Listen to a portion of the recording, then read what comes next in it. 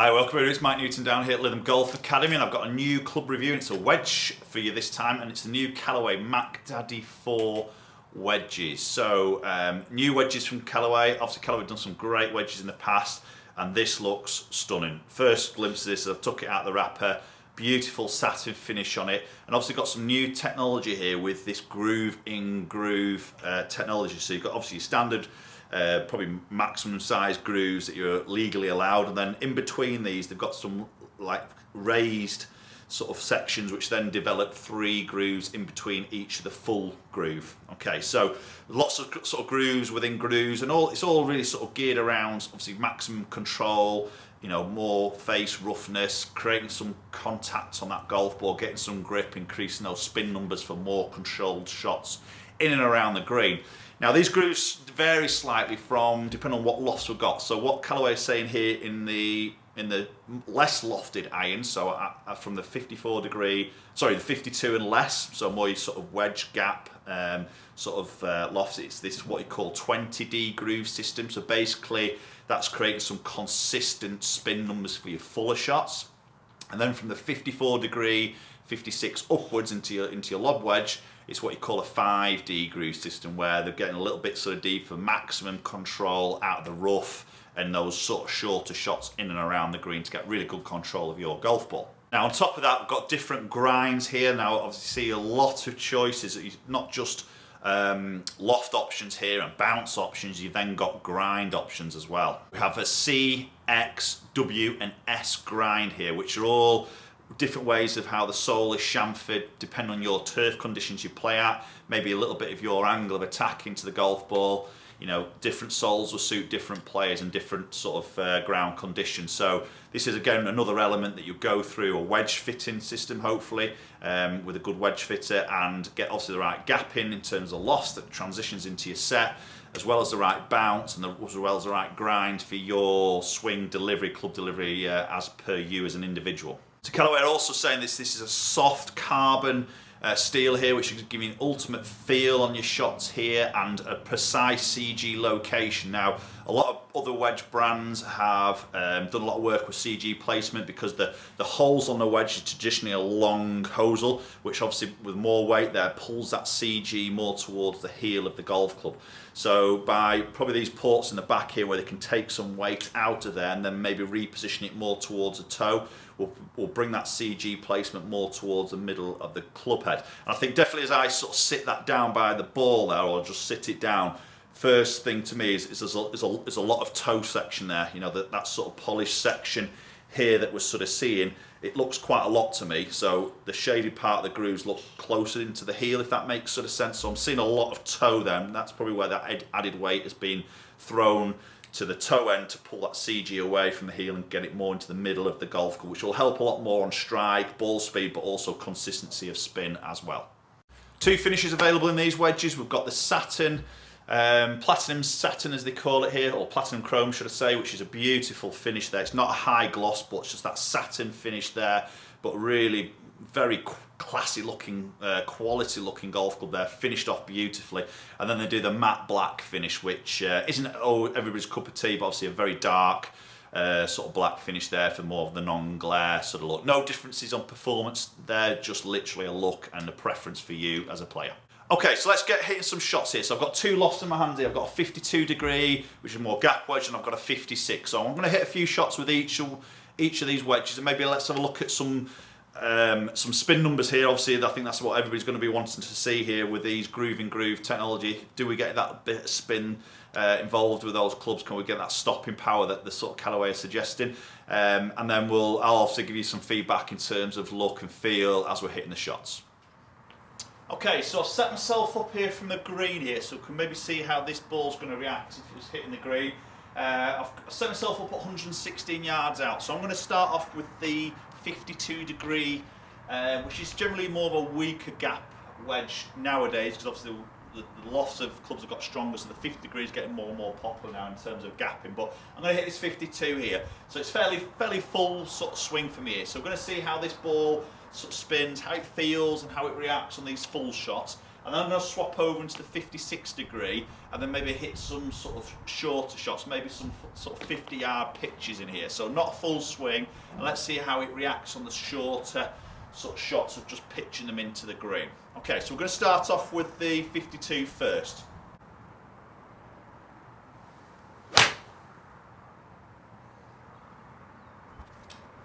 Okay, that was a little bit low in the face. That should stop pretty quick there. Yeah, that's actually pulled back quite a bit. Okay, so that pitch 111. That spun at 9,000. I caught that a little bit towards the bottom couple of grooves there. Flighted fine. I could feel it was a little bit thin there, but obviously gripped up really quite well.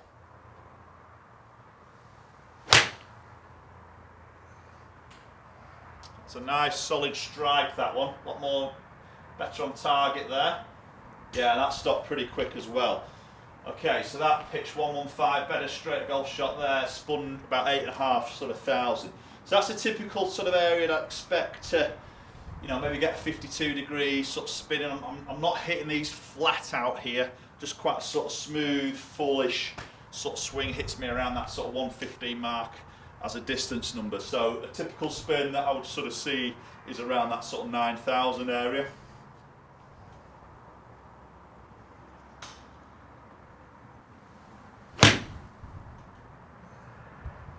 That's a nice strike again. Feels really soft, to be honest.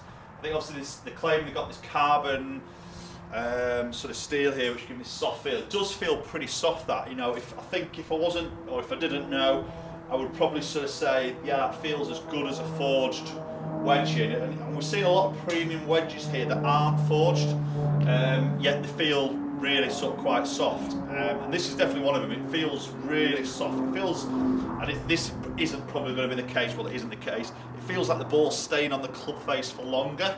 You know, how you can actually measure that is pretty much impossible unless you get some real high-speed cameras there. But it does give you that impression that the ball's staying on the club face for longer, which, you know, it feels like those grooves are sort of going to be doing the job really. But that looks to be performing pretty well there. So what we'll do now is we'll just go and have a look at those 3 shots I've hit there. Let's have a look at some spin numbers. We can see how that was reacted off the green from those shots we've played, but maybe look at some spin numbers, then we'll move into the shorter shots. Okay, so looking at those numbers there, so I think we've got a launch there, pretty much the same, so 27 degrees, ball speed at 90. This is the one we're sort of really looking at, is the backspin number here. So those 3 shots there, you know, 9, 8.5, 8.3, averaging at 8,600. As I say, I'd probably be typically looking around that 8.5, sort of 9,000 mark. That's about right for me for a sort of long swing, sort of 52 degree. It's not flat out. I'm not trying to hit that really hard there. It's just a full committed, or should I say, a bit more of a full smooth 52 degree gap, which hits me around that 115 mark. So the averaging there at 112 on the carry. First one was that slightly low in the club face one, which is where that spin just popped up a little bit higher, then just pitched out a little bit short at 110. But numbers I'd expect to sort of see there. Does feel good, does feel soft. Okay, so now I've got the 56 degree. This happens to be a C grind in my hands here, and I've got myself set out at 50 yards. So just a sort of small pitch sort of shot here. This is probably a club that I'd probably play on the golf course here. So maybe sort of more sort of half, 3/4 length, and just maybe knocking the flight down a little bit. So a little bit sort of lower. Hopefully trying to get a grip here. It'd be interesting to see how. Obviously, as I mentioned before, we've got a 20D groove system on those 52 degrees and less loft, and then for a little bit more consistent on the spin. And then what we're looking at on the 54 degree and upwards in the lofts and the higher lofts is a 5D groove system. So a little bit more, ultimately a little bit more grip here on those shorter shots. So it's not a full swing. So we always know the key elements to create backspin is obviously loft. Type of ball using, which I'm using a premium ball here in Strixon Z-Star. Obviously clean grooves, which I've got because these are fresh out the wrappers. But then speed is one of the biggest elements. So if we can have speed, we'll generate more sort of spin. Okay, but obviously when we get into these short shots, the speed is naturally going to drop off because it's not a full shot. So this is where maybe the grooves hopefully will kick in. It'll be interesting to sort of see some numbers here of how quickly these sort of stop. And what they're also saying as well is got a little bit more sort of grip on that bottom groove of the golf club here. So for those, maybe the shots where you might just nip them a bit low in the face, It's hopefully going to create some, or keep that spin number up. So let's get hitting some shots here. So like I say, just a little 50-yard sort of pitch here.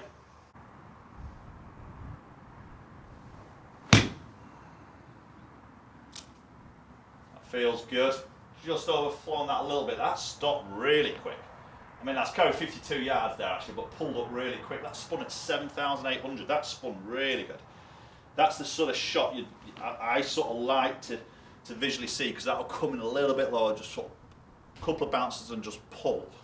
There, that felt really good, and loved the sort of control that gave. Right, let's get this next one hit.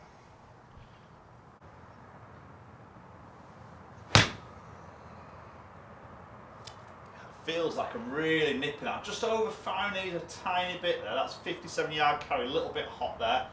But again, spun up 8,100. That's a good spin number for a really soft little shot there. As I say, I'm obviously not hitting these particular highs. I'm just missing these a little bit to the right of target here. I think I'm just not quite lining myself up in relation to the GC2 here. But having said that, these lies are standard.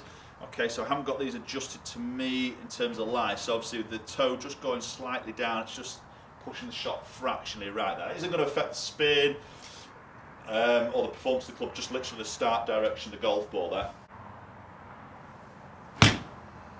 Oh, it felt superb. Again, I've just overcooked that, yeah, I'm just hitting these a bit too well here. Yeah, so that carried 60. Just, it's a little bit of feel there. I'm a bit rusty on my feel and my short game here, but strike-wise feels fantastic. Feels really soft. That I'm quite surprised how soft that actually feels. Feels beautiful as the ball leaves the club face there. And just look at those numbers quickly there. I'm going to have a look at a little bit more detail now. That is spinning really quite well. You know, it's not far off the full spin.